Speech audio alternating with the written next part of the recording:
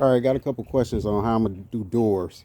I wish I could do a roll-up door, but they too expensive. One, poor man's budget. Two, I would have had to build out too much, taking up storage space in order for the framing and so on and so forth to support the roll-up door. So I watched again several YouTube videos, and I'm gonna build no sag double barn doors. The first thing I did was I measured my height, and I'm at 79 inches on both sides, and then I measured my width, and I'm at 60 and 1/2 inch on both sides.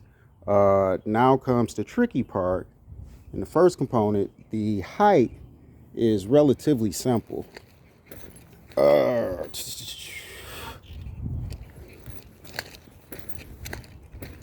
Now, all the videos I watched, they said cut a 1/4 inch for clearance on the top, the bottom, side to side, as well as the gap in the middle between the doors. So every measurement that I cut, I've accounted for those 1/4 inches to be in play. So this is going to be slightly short, as it's supposed to be. That way, when it's lifted off the ground on hinges, it will swing open freely and not drag the ground or hit fascia board. So this is purposely cut short.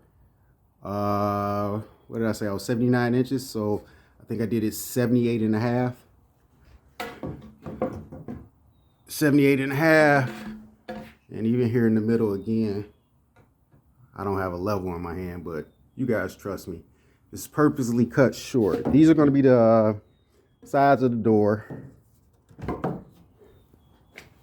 There'll be one 2x4 inside the door here, one on the outer edge for this side of the door, one on the outer edge for this door, and then one on the inner edge.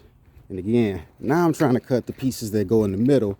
And this is really why I decided to do a video, because I know Kenny Wright gonna have plenty of questions. To start my middle pieces that'll go in between the 2x4s, obviously I took the entire width, 60 and a half inches. I'm going to have 2 doors, so I cut that in half. That is 30 and a 1/4 inches. And then one door is going to take a 1/4 inch off either side, off both sides. So a total of a 1/2 inch off. And then another door will take only a 1/4 inch off. So those are 3 separate 1/4 inches, one on either side of the threshold so that they can swing open, and one in between them. In order to do that, this board, I started out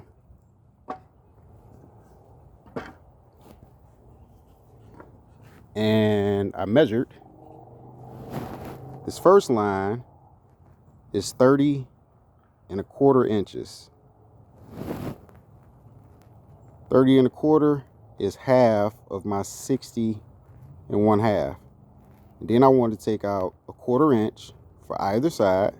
So that's a total of a 1/2 inch. So this line is a 1/2 inch back. And then the way the framing of the door is going to be designed, effectively, this board is going to rest in between 2 2x4s. So when I frame it, they'll be like this. In order to get my measurement, I just put the 2 of them beside each other. I use my triangle to get it as best possible. But I put them beside each other, and there you can see 30 and a half,